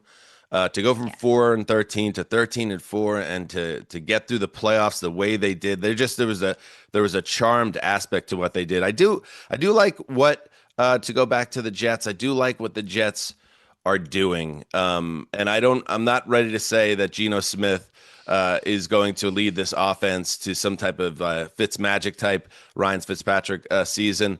But this is a team that now has an unprecedented opportunity here, both with the 3 first-round picks, and I thought in David Bailey and Sadiq and Cooper, a really strong draft. They go and get a cornerback in round 3 with the 50th, round 2 with the 50th overall pick. That is a very, very promising player. They have 3 more first-round picks next year. They're going to get the quarterback next year. They have more cap space than anyone in the league next year as well, after rebuilding the defense and free agency this year in Aaron Glenn's vision. At some point, teams like the Jets and the Browns and the Raiders will get out of this funk that they've been in, this ooze that they've been stuck in for decades. And the Jets with Darren Mucci as GM feel like they are figuring it out. Now, can Woody Johnson, the owner of the Jets, stay out of the way and let this thing progress? Does Aaron Glenn actually have the goods as head coach? I don't know that, but I think Geno Smith was a really sound signing. That now you have some interesting weapons around him in addition to Garrett Wilson and Breece Hall, a solid offensive line. And I really do think, dodging lightning bolts here, the Jets could surprise people this year and be a lot better than the team you've been watching the last 15 years during this historic playoff drought. There could be hope for all of us that watch teams that suck. That is a great message. Follow him on That's Twitter. what the draft's about. Hanzus. I mean, you're right. It is. It's the drug of hope. It's hope Heed season. the Call. Thank Yes. you. Is the Heed the Call is the podcast. Be sure to check it out. Dan, really appreciate your time and your insight, my friend. Thanks for hanging out with us.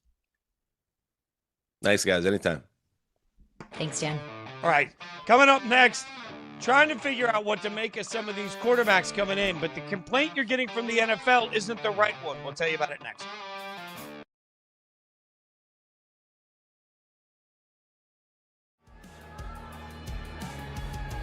Kick is on the way. And Dante Wright will bring it out of the end zone. Right across the 5, the 10, the 15. Right across the 20. Into New Mexico territory. 15, 10, 5. Does he get in? He did. Touchdown, He did. Pirates. Dante Wright goes back. He played like a center fielder at Yankee Stadium and then takes it the length of the building. The young man was electric on that kick return. Do you not enjoy this? No. Would you rather not do it? That's not in the cards. Why not? It's not an option. I've worked so hard for so long. I've built myself up to a position and I've dug myself into a hole. But I feel like you've reached a point in your life where, correct me if I'm wrong, you could do other things. What am I going to do? There's nothing like a fight night check. That's the beauty of fighting. NFL teams tanking this season are making a huge mistake. Why, good sir? Okay. This show has nefarious producers who fashion my idle comments over text into hot takes. And frankly, I'm fine with that, to be honest. Let's talk about Manning for a second. Someone who has not yet reached his potential by any measure. There will never be a player, in my opinion, that is a surefire lock that is worth burning an entire NFL season for.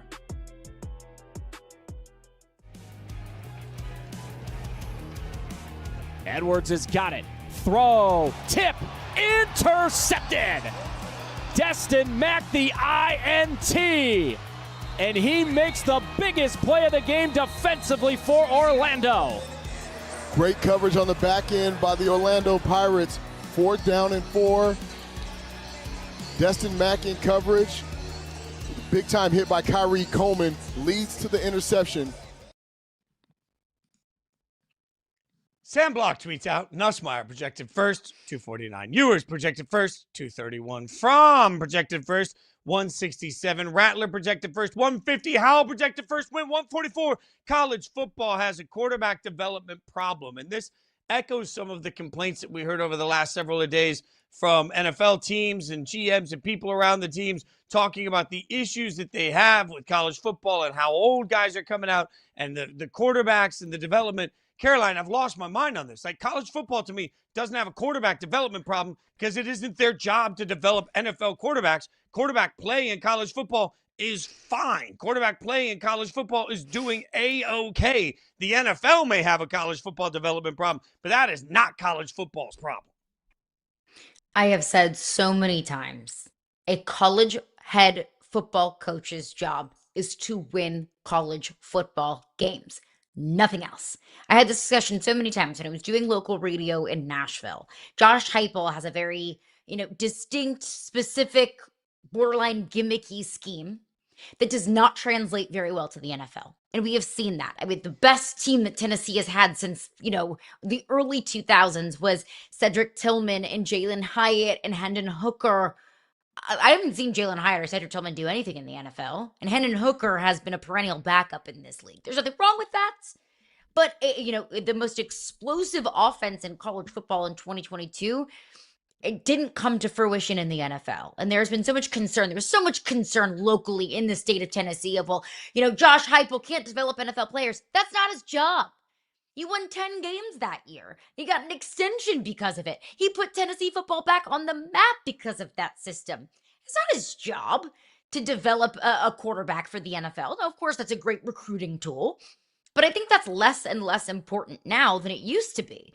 Because you used to go, to a certain school or commit to a certain coach because, you wanted to win games in college and then go on to the next level and have a lot of success at the next level and make a lot of money at the next level. But for now, they're like, hey, we'll pay you $4 million to come here. Cool, great. Don't care what your track record is. Look at Ohio State. Who's the best Ohio State quarterback in the NFL of the last 10 years? Justin Fields hasn't really come to fruition. CJ Stroud has a lot of question marks. I understand he was Rookie of the Year. But is anyone in Houston overly jazzed about the recent performances that we've seen from CJ Stroud? Yet we still see the best talent in the country committing to Ohio State. Why? Because you'll win games and you'll win championships. So it is not a college football coach's job to develop any player, much less a quarterback for the NFL. Win games, that's why you get paid. But also at the same time, Fitzy, for every Garrett Nussmeier, Quinn Ewers, Drew Aller, Carson Beck, Cade Klubnik, recent quarterbacks that have had first-round draft hype that ended up falling. Quinn Ewers fell to the 6th. Garrett Nussmeier fell to the 7th after he was mocked in a lot of way too early mock drafts as the number 1 overall pick. I'll also show you Jaden Daniels, a guy who nobody even really knew coming out of Arizona State. He won a Heisman Trophy. He was a top 3 pick in the NFL draft. I will show you Bo Nix, a guy who had a lot of hype going into Auburn. He got booed out of Jordan-Hare Stadium. And then Bo Nix has turned into a first-round quarterback that's gotten his team to the postseason in back-to-back years. I'll show you Fernando Mendoza. We didn't even know who Fernando Mendoza was 1 year ago today. Number 1 overall pick to your team, who you believe, Fitzy, and rightfully so, that he can be the savior for franchise. I'll show you Diego Pavia. Anybody knew who Diego Pavia was? Only reason I know who he was is because he made headlines for tinkling on his opponent's practice field. Now Diego Pavia was a Heisman Trophy finalist. So as much as we want to talk about how all of these guys with first-round hype have fallen to late rounds in the NFL and may not even have a career in the NFL moving forward, I can show you so many quarterbacks who have been developed and have gone from guys who are 2 stars, 3 stars, no names, into certified superstars or future superstars in the NFL. I think this is just a narrative that I can poke so many holes into. There is no world where college football should give a damn about the NFL, because the NFL hasn't given a damn about college football. Think about the scheduling. When college football expanded the playoff, what did the NFL do?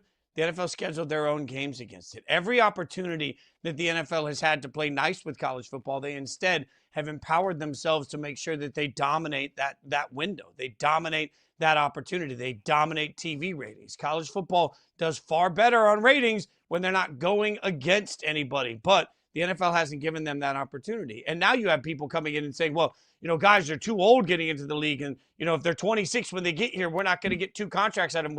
We can't draft at the same depth. Okay. There are thousands of college football players that aren't going to play in the NFL that are making money right now. So all of a sudden, if you're a college kid and you're looking at it and saying, well, I might be on a roster, or I can stay in college the next couple of years, and I'm also going to make enough generational wealth that I never have to work again. Like, there is value to that. So realistically, going back to the fact that the difference between the NFL and every other major sport in America is every other major American sport pays to develop talent. The NFL does not. I live right down the road from the Hartford Yard Goats, who are a minor league baseball team for the Colorado Rockies. I've also got the Hartford Wolfpack, the minor league hockey team for the New York Rangers. We have minor league systems all over the place because teams are developing talent. That's what you have to do. The NFL literally doesn't pay a dime to develop anybody that walks in.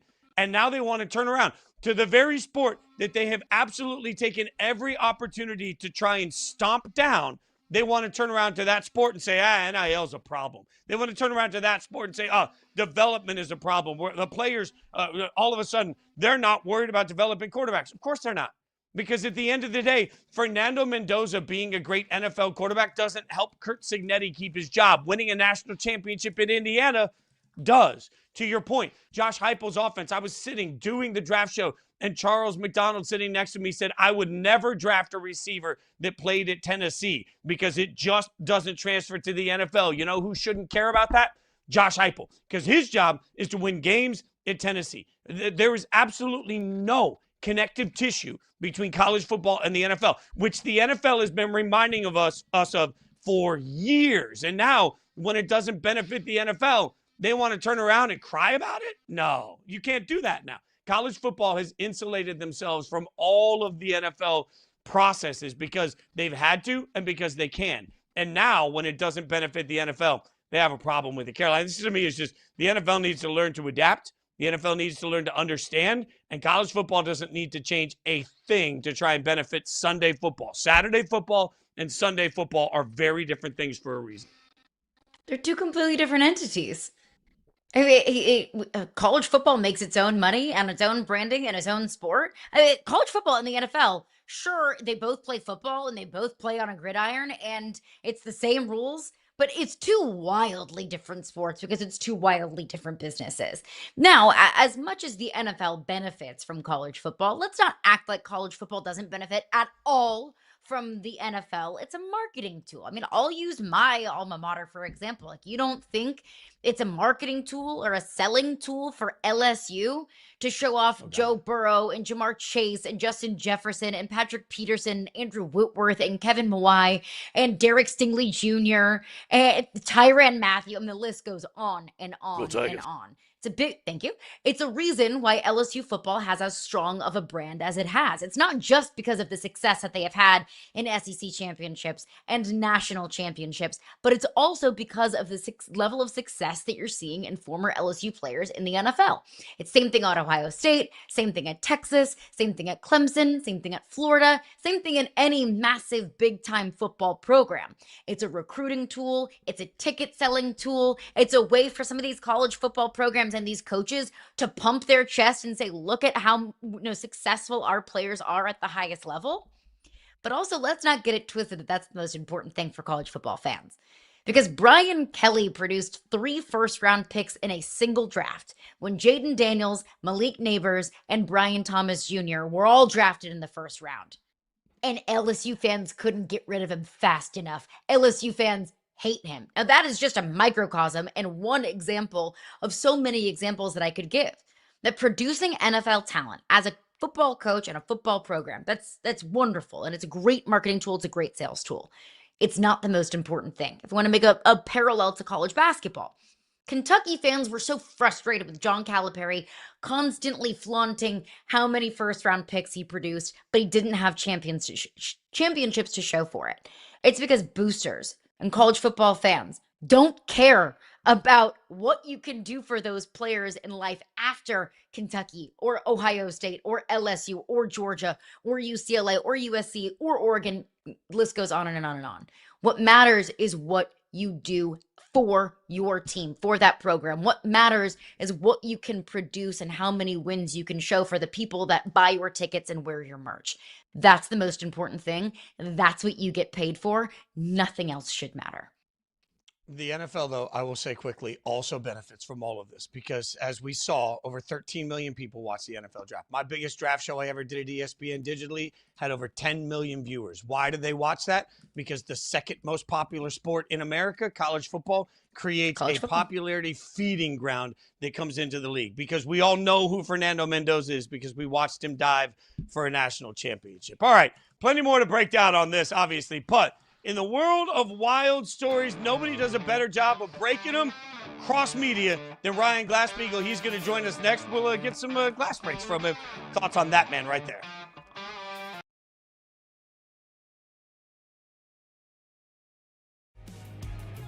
Does Orlando win it in overtime, or does this instant classic continue?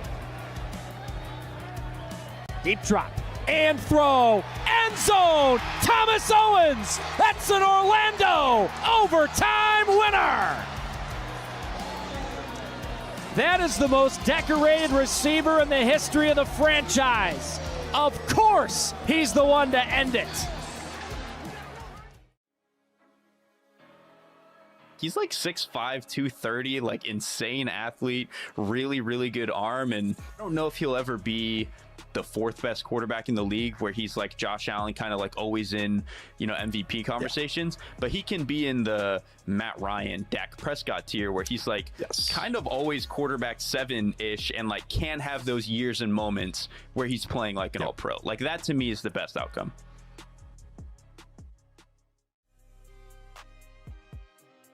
What put you over the top to like, I want to go to Indiana? I was really close to going to a couple other schools. However, the point that really cemented me into Indiana is Coach Ignetti really focusing on development. His big selling point was, hey, I don't know, like other schools are trying to sell you on if we're going to win a national championship, if we're going to win all these games. I just know one thing I can do is develop quarterbacks.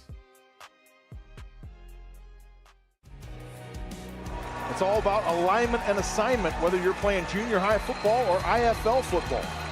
Myler fakes the give, goes the other way with it. He launches himself into the end zone, and he's going to get the touchdown. That's just a dynamic effort. That is a will to want to get it in the end zone there because he knew that he was running out of space. Yes. And so he thought, well, there's only one way you can go here, and that's up and over.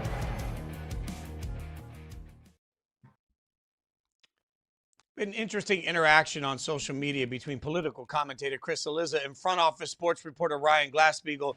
Chris believes journalism isn't valued and scoops don't last long, to which Ryan replied, runs counter to my experience where scoops, affectionately known to some, all, glass breaks, are what have carried my career more than anything else. Joining us now is the inventor of the glass break, media and entertainment reporter at Front Office Sports. Ryan Glasspiegel joins us. All right, why do you think that being first still matters so much to fans scrolling at home, even if the rest of the story is going to get out to the world in 5 minutes?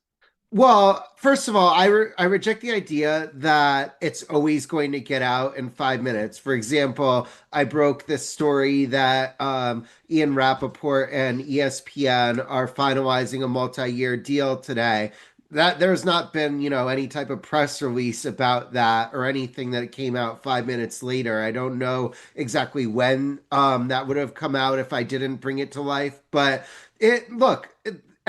I think that the reason that, Schefter versus Rappaport, and now that they're going to be teammates, but Woj versus Shams and these battles, I think way down the list, you got me versus Marchand, but the public sees it as a scoreboard, and it's fun to just, keep track of who is winning. And so there's nothing better than when you put out one of these scoops and it, spreads big across the internet. And, I had one a few weeks ago that the person or people who took the Diana Rossini, Mike Vrabel photos at the hotel in Arizona were shopping it around into outlets, including TMZ. My tweet on that got almost 5 million impressions. I mean, I think from Saliza's standpoint, if you work at CNN, I think that's still a pretty big story. But most of my breaks or whatever may not move the needle on CNN's traffic meter. But if you're at an outlet like Front Office Sports, where we really try to make our bones in scoops and we're not, hugely distributed or 40-year legacy, I think they certainly matter for us. Well, they matter for all of us. So we figured we'd play a little game. All right, we're going to play a game with you. Okay. This game, very professional, as we like to do on this show. It's called Glass Breaks or Ass Takes. All right, so here's how it works. We're going to give you a future headline, right? Future headline, and you tell us if it would be worthy of a glass break. If it is, if you call out glass break, you'll hear this amazing sound effect. Oh, yeah. Stone Cold. See? But if it's an ass take, you can tell us why it'll never happen. There's no sound effect for that. We try to keep it classy. All right, so first up, one of your most recent... Okay, next time we need an ass take sound effect. Well, I mean, this is the show that does bring the world barter fart, so we can find something there. All right, so how about this one? One of your most recent glass breaks was Joe Buck is closing in on a deal to become the host of ESPN Jeopardy. So how about this future headline? Joe Buck eventually becomes the full-time host of every version of Jeopardy. Glass break or ass take? Oh, that's for sure would be a glass break and it could happen.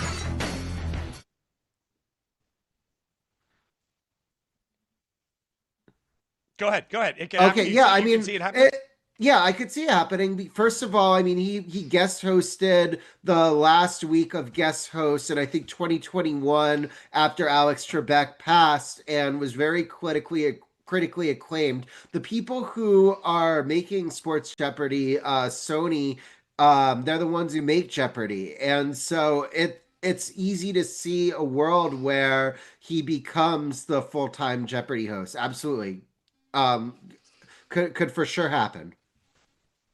As somebody who is a total and complete Jeopardy nerd, all I'm asking is that maybe I can follow in his footsteps and take over for ESPN and/or full-time Jeopardy at some point. I'm just putting that out there in the universe. We'll stick with NFL media, though. Manifest. Glass break.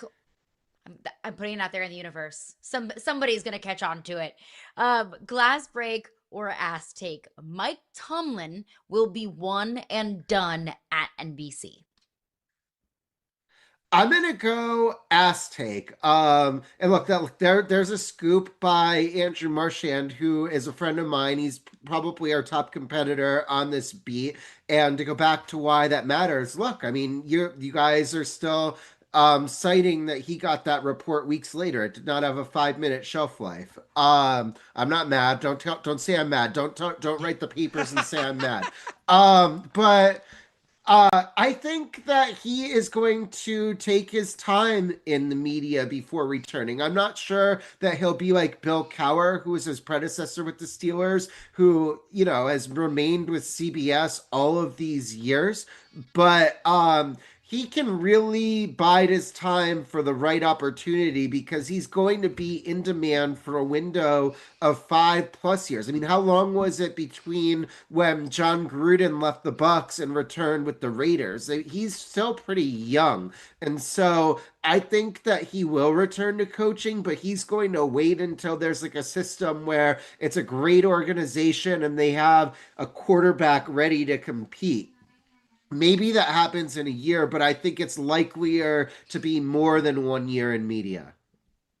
Okay, so how about this one? Speaking of NBC, you had a good tinfoil hat theory, a conspiracy theory. MLB wants to open up the World Series to rotate amongst rights partners like the Super Bowl does and would love NBC to be in that group in the next TV deal. NBC will get a World Series in the next decade. Glass break or ass take? I'm going to go glass break. I think it happens. Look, NBC has really been doubling, tripling down on sports. They added the NBA and WNBA. They added MLB. This MLB package doesn't seem to make total sense for MLB in the short run relative to, continuing on with Sunday Night Baseball on ESPN. A lot of these Sunday Night Baseball games in the NBC Sports Group are airing exclusively on Peacock and then NBCSN, which is now returned, but is in, I don't know, the 900s in my cable package. So I'm a boomer and I still have actual cable. But I could definitely see, so I think the deals are up after the 2028 season. So I think that we do see a World Series rotation similar to the Super Bowl after that, and I do think NBC will be a part of it if we're thinking about it right now. Okay, now let's go from the World Series to the World Cup. Ticket prices have been astronomical. Prices just for transportation to get to the stadiums are astronomical. So keeping that in mind, FIFA's main event will set a record low for attendance due to high pricing. Glass break or ass take? I'm going to go ass take because I think that the prices are going to drop like a rock, one. And two, there's a bunch more teams in the World Cup this year than there's ever been, which means that there's more games. So it's hard to see. I don't know exactly how many more games there are, but the fact that there's that many more of them means that there's that many more ability to rack up attendance in the tens of thousands. And so I think that look, eventually these tickets are going to transact. We might see some eyesores of empty stadiums or like empty-ish stadiums or pockets in the stadiums during the group stage, but once it advances past that, the tickets are going to find their level and those stadiums are going to be filled.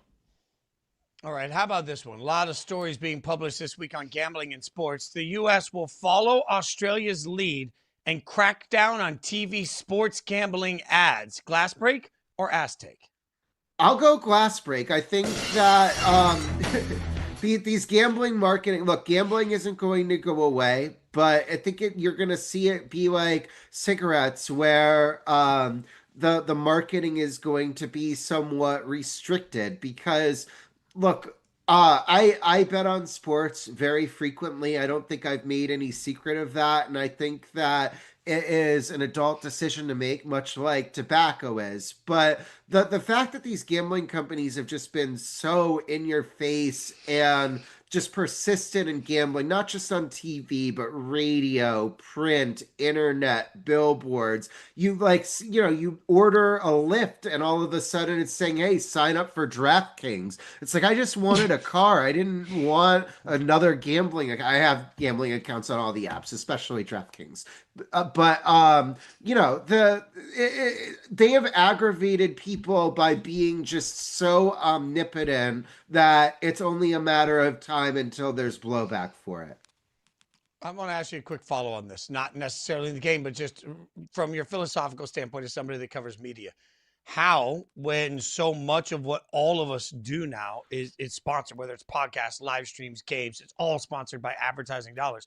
If they crack down, how do broadcast companies and media companies and even leagues make up for the lack of money they'll be getting from that lack of inventory? I mean, look in like the 1960s through the 1980s and how much tobacco advertising there was. Like you see pictures of old Yankee Stadium and there's just like a massive Marlboro billboard in there.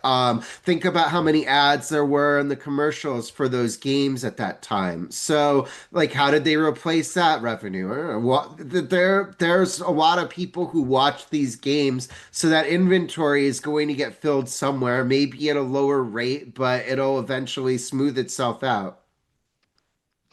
I mean, the irony of so many sports talk shows that I have seen talking about Brendan Sorsby checking himself into rehab for gambling, as there is a ticker on the bottom with game spreads, as there is a BetMGM advertisement before them. It's no doubt that it is saturated in this market, but I do want your opinion on something else. Front Office Sports reported that Live Golf is set to cancel their New Orleans debut this summer. So, glass break, ass take. Live Golf will be dead by 2027. I'm going to go glass break. I think that they've had their chance to look, that they had their chance to take over golf. And for whatever reason, Tiger Woods, Rory McIlroy, Scotty Scheffler, and some other people like Justin Thomas, Jordan Spieth turned down just an astronomical amount of money, held firm on the PGA Tour, and Live Golf was not able to get enough momentum, especially on its TV deals, to sustain the amount that they're paying these golfers. And it's been enough time that you can say that it just isn't going to work like they thought it would. Maybe it would have worked if like they had gotten Tiger as that tipping point. There's going to be a book written about how he stood strong and pushed everybody who stayed at the PGA Tour to stay with him, even though he hasn't played in the PGA Tour, and even though he would have been really an all-time lemon of a deal if he took whatever deal that Live Golf offered him. Somehow he was able to get these golfers to stay put. So I just don't think that the Saudis, I think, are going to pull their funding from this after next year, and I don't think that there's any group that's going to step up because the bones of their operation just, frankly, are not worth salvaging. You guys can obviously check him out on Front Office Sports. He did have the glass break this morning. Ian Rappaport finalizing a multi-year deal to remain with ESPN. It's great work by you. We've all wondered how that was going to play out. And, of course, follow him on Twitter, X at Sports Report. Ryan, just appreciate your time, man. Thanks for playing the game along Thank with you us. guys for having me. I'd we're a love to fan come of your back, work, and so- we're going to need an ass take sound effect next time. Challenge accepted. Yes, absolutely. Absolutely. We're going to make Ryan the official insider of this show. Oh, we got one. We got one. There we go. Boom. Ryan, we appreciate your time, brother. Thanks for hanging out. Thank you. Have a good one. Talk soon. Thank you, Ryan. Great stuff Have a from good Ryan. one. Absolutely great. All right, coming up, Ryan is in the business of breaking secrets, but Ty Simpson kept a secret nobody found out about. We'll tell you about it next.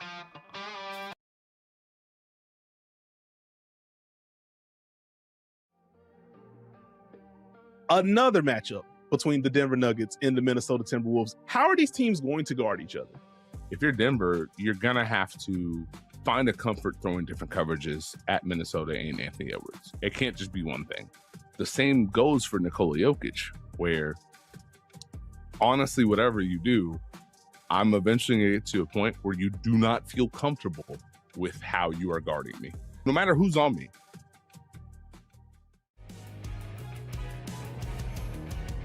Handoff, Thomas busting it through for the end zone. Touchdown! Tavion Thomas and Tucson back in front with 16 seconds left. 1 second, final play of the game. Jerome Johnson look into the end zone. Johnson, far corner, jump ball, knocked into the crowd. Game over. Tucson wins. Playing basketball with your back to the basket and not able to see the floor in the same way was a whole lot different for LeBron. And so that's why it took a little bit for him to feel comfortable in that back to the basket positioning. He's got more post-ups this postseason than Jokic, Karl Anthony Towns, and Alperen Şengün combined. This is a huge story, and what a wrinkle that LeBron James has thrown into this series. When you guys talk about your relationship and your friendship and your respect, there are some people who think like, well, do they want to kill each other? Do they want to fight each other? Do they want to hurt each other? You have to do that when you fight someone. Yeah. If you have like females sparring in the gym, like it's really hard to not to go heavy. Like women just like, they cut that, you know, emotional thing off and they just like, it's me or you. And Rhonda has that, I have that.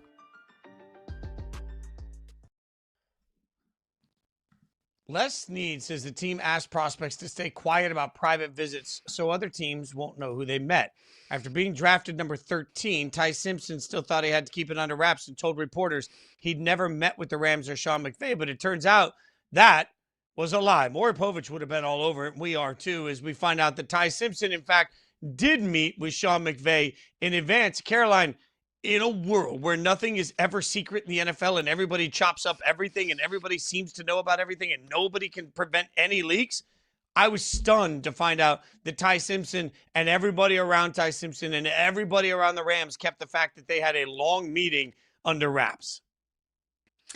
I think that the NFL has an illusion that everything gets out and nothing is a secret. Because if there's one thing that I know about the National Football League, things only get out if somebody wants them to get out, whether it's, draft strategy, it's, smoke screens, it's lies, it's rumors, it's a certain player is letting things leak because he wants to use that as leverage in contract negotiation, whatever it might be. If somebody wants something out, it'll get out. But if somebody wants something secret, it'll stay secret. I mean, we know a lot about the NFL, but there's even more that we don't know. It's like the ocean. We feel like we know a lot about the ocean, but there's like 99% of it that's still been undiscovered, which is terrifying. I think the NFL is something incredibly similar. Do you buy this, though? You buy it they had a secret meeting? Yeah, Or- I do. And think about this. The entire draft changes if it doesn't stay secret. If the world had known, if anybody would have leaked that Sean McVay and Ty Simpson had a long meeting, now all of a sudden everybody be looking at it saying, do we need to get ahead of the Rams? Do we need to just make sure that we're ahead of the Rams? I think you would have seen far more aggressiveness from teams trying to get up to 11 or 12 just to stay ahead of where the Rams were if we had known. Because the minute you find out that McVay, like even if it had just been leaked by a waiter, even if they had been at a private resort for people and suddenly pictures were leaked by a PI, whatever it is, all of a sudden people would turn around and say, wait, if that is Les Snead or Sean McVay hanging out with Ty Simpson, now we have a Ty Simpson to the Rams direct connect that leads to a different sort of presumption. I think the entire draft looks different if we knew about this meeting, which is why I'm stunned everybody kept it under wraps. See, I don't think so. Like, I don't think a quarterback needy team, like, let's use the Steelers, for example, because that kind of felt like a team that could take a swing on Ty Simpson. I don't think the Steelers are, one, trading the valuable draft capital that would take to trade up to 11 or 12 to get Ty Simpson, nor are they spending the 11th or 12th pick in the draft on Ty Simpson.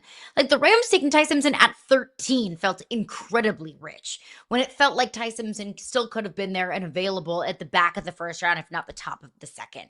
So I just don't think that anybody would be willing to trade up to draft Ty Simpson in the top 15, let's say. But with that being said, I do believe that they had the secret meeting because I do believe that Sean McVay and Les Snead are two of the smartest men in the National Football League, if not the best GM and coach combo. I mean, Sean McVay was a head coach in the NFL at what, 31, 32? You don't do that because you get lucky. You do that because you're an incredibly bright and smart mind and head coach, because you're a strategic person. I mean, Sean McVay is one of the best, if not the best, head coaches in the National Football League for a reason. So I don't think that somebody who is very smart and very strategic, who won a Super Bowl and has been knocking on the door for another ever since, is going to just all willy-nilly draft what very well could be the future of his franchise without ever talking to him. No, of course not.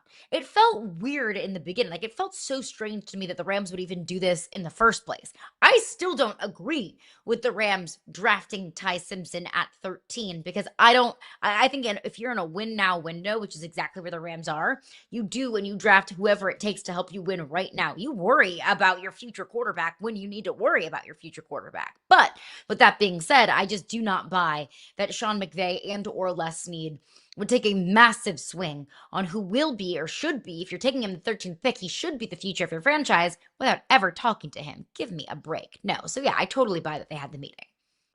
I still love the pick. And I know you don't, but I say, if you worry about win now until you're out of win now, then you get to win never. Like, if you don't have a quarterback, you can't win. So if I'm the Rams right now and I'm looking around and I'm saying, well, I got one of the best wide receiver rooms in the entire NFL.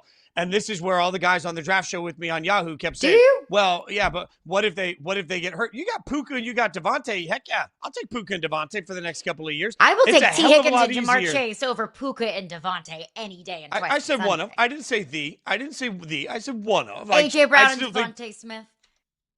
I don't trust AJ. I mean, there's a reason AJ's getting traded.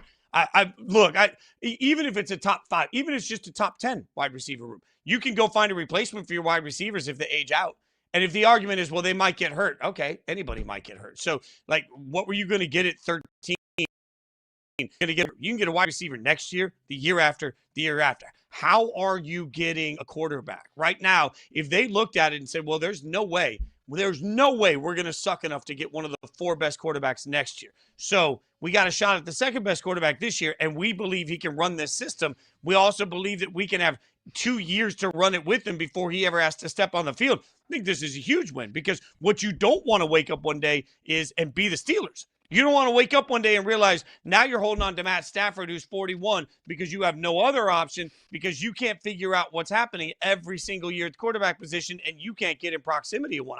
I think this is a home run move by the look. If Ty Simpson sucks, then obviously this is going to look some kind of way. But I'd take the roll of the dice. I'd take the chance on it. Like, the only position that people continue to say they should have gotten in the first round of the draft was wide receiver. Everyone says, go get another weapon that can help you right now. Maybe Kenyon Sadiq, maybe tight end.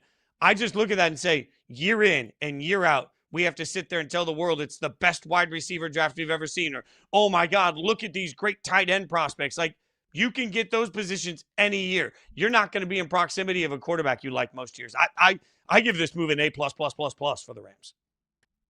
I just think it's very uncharacteristic for an organization and a general manager who has, who birthed the term F them picks because they didn't care. They were willing to gamble and were willing to leverage whatever it took to capitalize on the right now.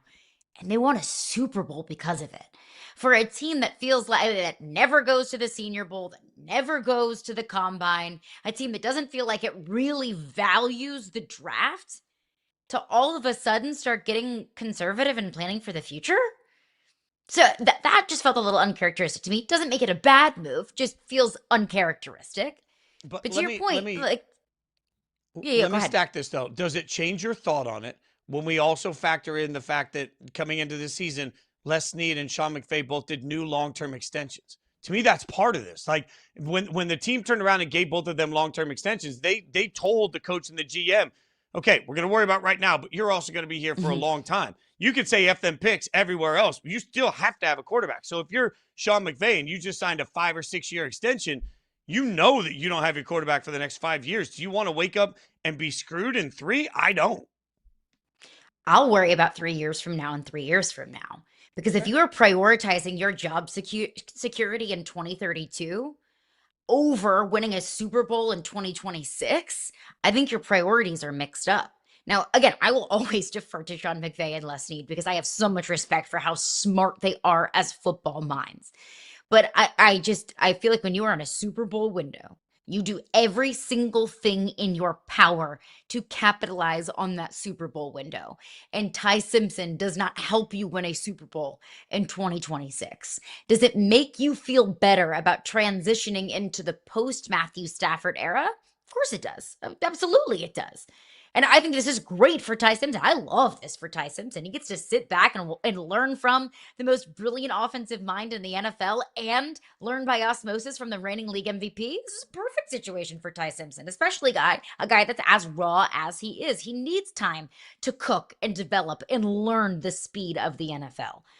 But when you want to win a Super Bowl and you are so squarely in the window of winning a Super Bowl, when you felt like you had a team last year that was deserving of winning a Super Bowl, you double down on that. I don't think you can worry too much about the future. I mean, I'm over here talking about the Steelers finding their quarterback of the future. It's because the Steelers aren't within a throwing distance of winning the Super Bowl. I don't even think the Steelers are a playoff team this year. The Rams are in a much different position. Winning a Super Bowl versus planning for the future, I think you have to view as two different things. I just believe that they are in a situation where right now they have a Super Bowl caliber roster without adding anything. And I believe that the organization is tired every year of wondering if Matt Stafford's going to come back. And they're looking at it saying, we're in a Super Bowl window this year. We're in a Super Bowl window next year. We're in the Super Bowl window the year after that. How do we maintain that? Gotta have a quarterback. And if we don't know every year if Stafford wants to come back, we could wake up one time and that's the time he's done. So if I can insulate that, if I can protect myself from that portion of it, and I can still be in my Super Bowl window, which I think they believe they are, that's where it becomes win-win. Only time will tell on this, whether or not they've got the steal of the draft and everybody will think it's brilliant or not. But we'll be back tomorrow to continue breaking this down and everything in the NBA. She's Caroline Fenton. I'm Jason Fitz. Thanks for hanging out. Come back and watch Yahoo Sports Daily again tomorrow.